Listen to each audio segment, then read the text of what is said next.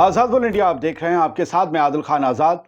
Iran के supreme leader Ayatollah Ali Khamenei साहब ने आज एक स्पीच दी है मिडिल ईस्ट में बदलते हालात और सीरिया में तख्ता पलट के बाद। लिहाजा इसे सुनने की ज़रूरत है। मैं एक एक बात उनकी स्पीच की बताने जा रहा हूं, उनकी बाइट्स के साथ, और आखिर में आपको दिखाऊंगा ईरान के जुझारूपन की एक शानदार खबर। पहली खबर का रुख करते हैं। ईरान के supreme leader Ayatollah Syed Ali Khamenei आज पूरे ईरान से आए हजारों लोगों से मुलाकात करने के लिए तेहरान में इमाम खुमैनी हुसैनिया पहुंचे। इस दौरान उन्होंने सीरिया में हुए तख्ता पलट के लिए सीधे अमेरिका और इजराइल को जिम्मेदार ठहराया, तो तुर्की का नाम लिए बिना ही एर्दोगान की अमेरिका से वफादारी पर सवाल उठाए। उनके इस पूरे मामले में रोल पर भी निशाना साधा।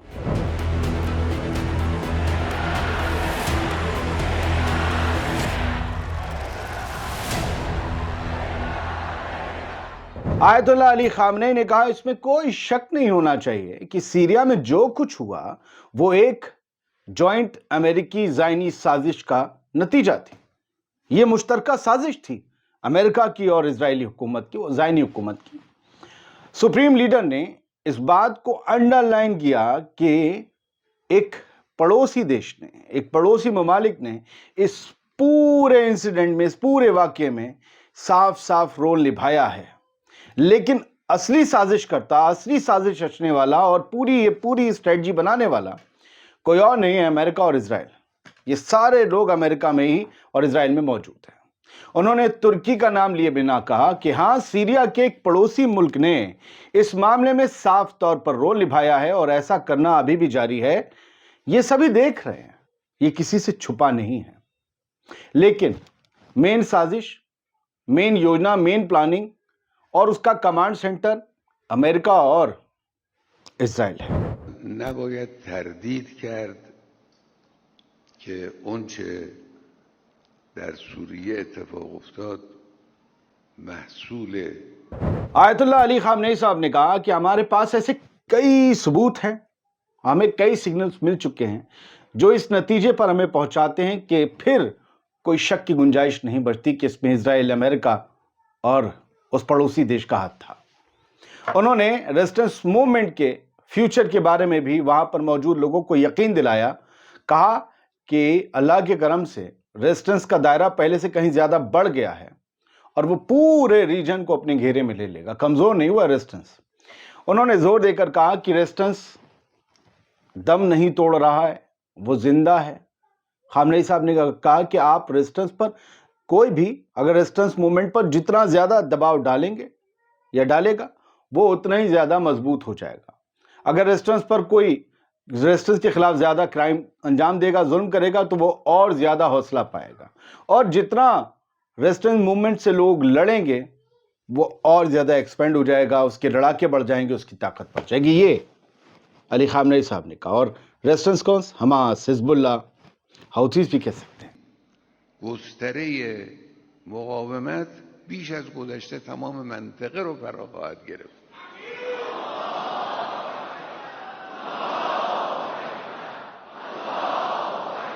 इसके बाद आयतुल्लाह अली खामनेई साहब ने उन एक्सपर्ट्स को अज्ञानी बताया, मतलब अहमक बताया और खारिज कर दिया, जो ये तर्क देते हैं कि सीरिया में जो कुछ भी हुआ और उससे, सीरिया में जो हुआ, लेबनान में जो हुआ, उससे ईरान कमजोर हो गया है।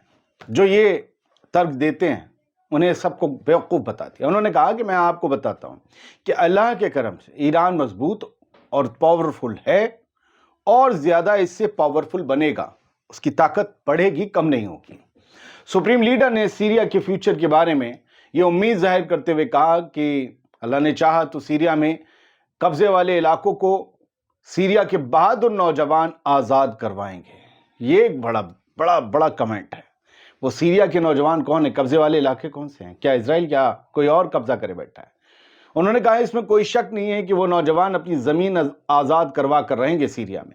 अमेरिका को भी रेजिस्टेंस मूवमेंट इस पूरे रीजन से बाहर निकाल देगा, ये कहा। एक बड़ा बयान उन्होंने क्या कहा समझे? उन्होंने कहा कि सीरिया का जो कॉन्फ्लिक्ट है उसमें शामिल लोगों के अलग अलग मकसदों पर मैं रोशनी डालता हूं और बताता हूं कि कुछ लोग नॉर्थ या साउथ सीरिया में इलाके कब्जा करना चाहते हैं। ये तुर्की की तरफ और इजराइल की तरफ इशारा था। वो कहते हैं जबकि अमेरिका का टारगेट इस पूरे रीजन में अपने पैर जमाना है, ये उनके टारगेट्स हैं, लेकिन वक्त साबित कर देगा कि अल्लाह के करम से इनमें से कोई भी मकसद किसी का हासिल नहीं होगा, उन्हें हासिल नहीं होगा। उन्होंने आगे, आयतुल्लाह खामनी ने आगे बड़ा दावा करते हुए कहा कि अमेरिका इस पूरे रीजन में अब पैर नहीं जमा पाएगा। उसे रेजिस्टेंस मूवमेंट की तरफ से उनके हाथों, उनकी ताकत, उनके मुकाबले के जरिए बाहर निकाल दिया जाएगा अमेरिका को, इस पूरे इलाके से, इस पूरी रीजन से, मिडिल ईस्ट से, वेस्ट एशिया से। ये बड़ी बात और बड़ा दावा किया है। तो रेजिस्टेंस क्या वाकई और मजबूत हो रहा है। उन्हें आना पड़ा अपनी आवाम के बीच ये बताने के लिए कि सीरिया में रूस भी था, IRGC भी थी, कैसे असद की रिजीम गिर गई, असद की हुकूमत गिर गई, ईरान कुछ नहीं कर पाया, क्या ईरान कमज़ोर हो गया। तो उन्होंने ये भी बताया कि ईरान ने कभी कोई फौज तो उतारी नहीं थी, कमांडो तो भेजे ही नहीं थे, हम तो जो है हमारा जो भी था वो डिप्लोमेटिक रिलेशन था और हम उन्हें असिस्टेंस दे रहे थे ताकि वहाँ पर जो है एक स्टेबिलिटी आ सके। हमने कोई वहाँ फौज नहीं भेजी थी, हम फौज भेजते तो जीत हार की बात होती ना, हमने भेजा नहीं, हमारे कमांडो नहीं थे।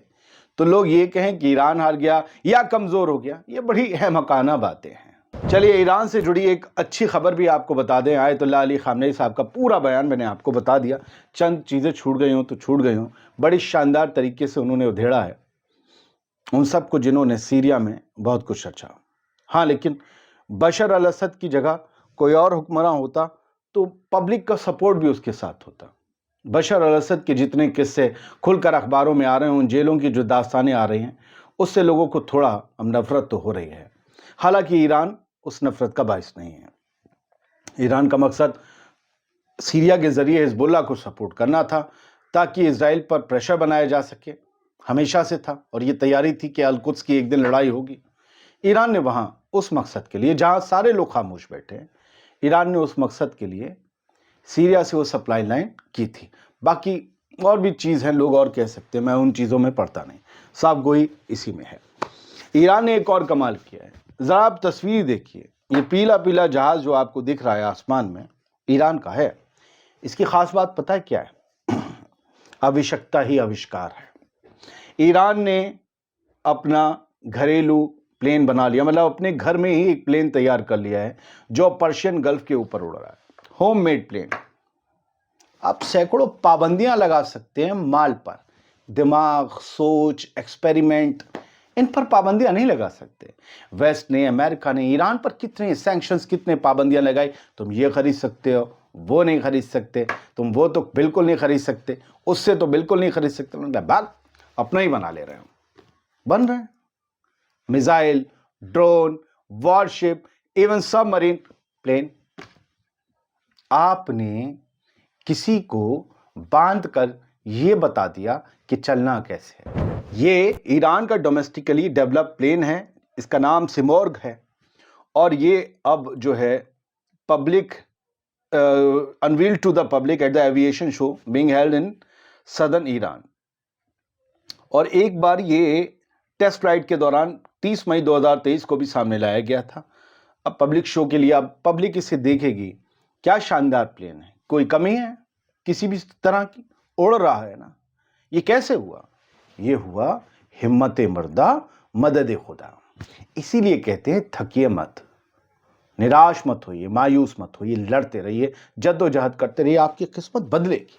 लड़ाई किसी से, ऐसा नहीं किसी को मारो, वो वाली लड़ाई नहीं, कोशिशें जारी रखो, कामयाबी मिलेगी। पढ़ाई हो, लिखाई हो, कारोबार हो, कुछ हो।